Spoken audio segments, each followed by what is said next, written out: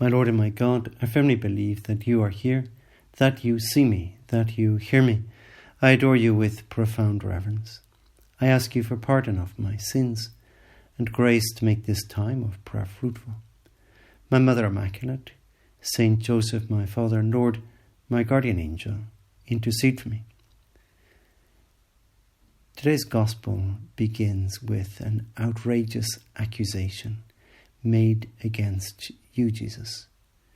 You have just been casting out a demon that was dumb. People are marveling because the dumb man speaks, clearly released of a terrible evil. But somebody who witnessed this, somebody in the crowd, makes this awful accusation against you, Jesus. Because he says, he casts out demons by Beelzebul, the prince of demons. In other words, this fellow is saying that Jesus is able to command the devils because he is in league with the prince of devils.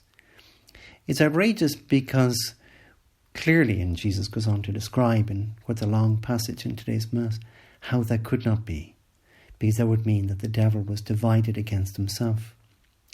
There's one thing that is very sure about the devil, is that the devil loves division.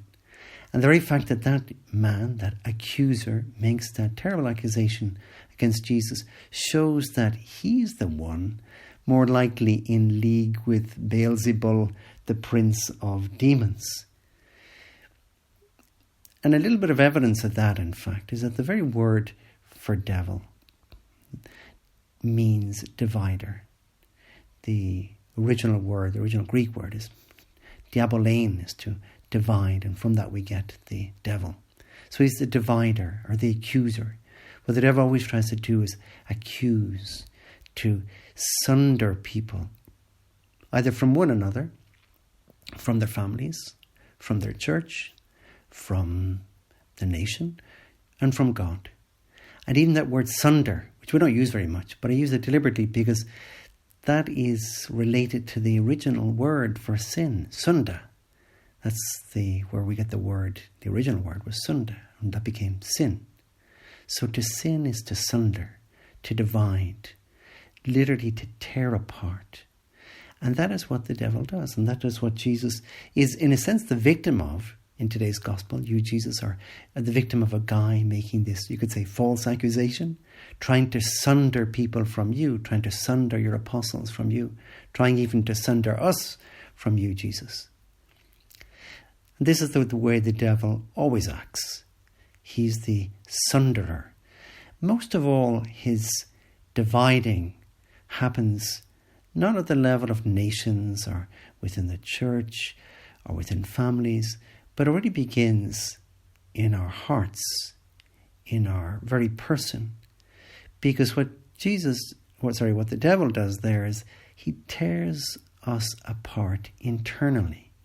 Our heart from our mind, our emotion from our heart, and everything ends up in turmoil. We see that happens after the very first sin, original sin. Everything's very harmonious, in fact.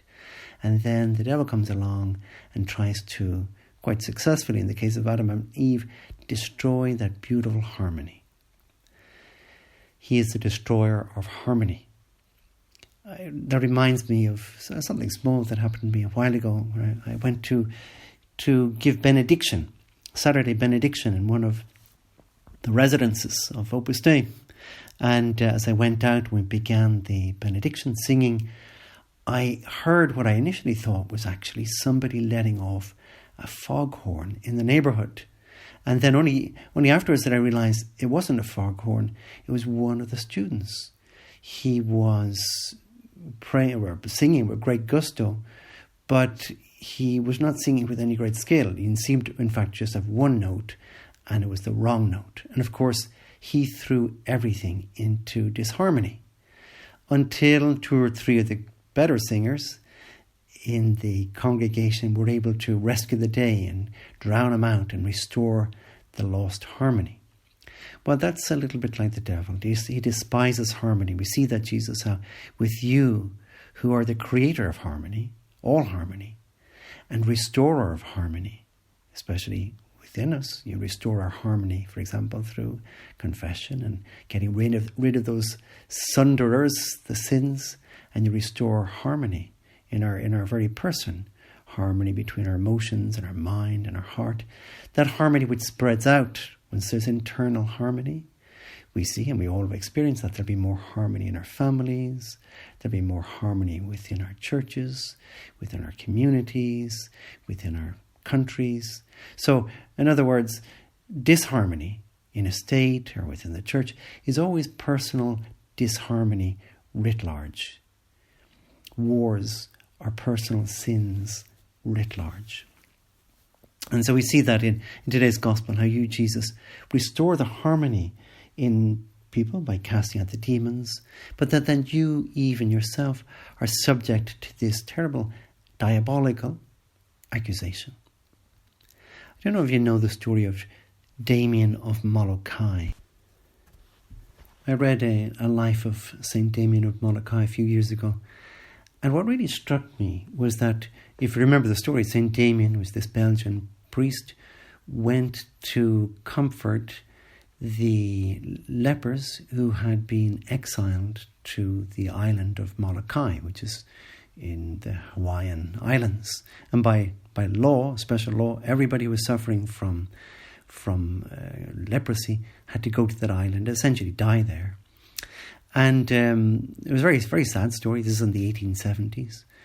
And they are all shipped off, mothers, fathers, daughters, sons, shipped off. Nobody healthy goes. Nobody chooses to go because it's a death sentence.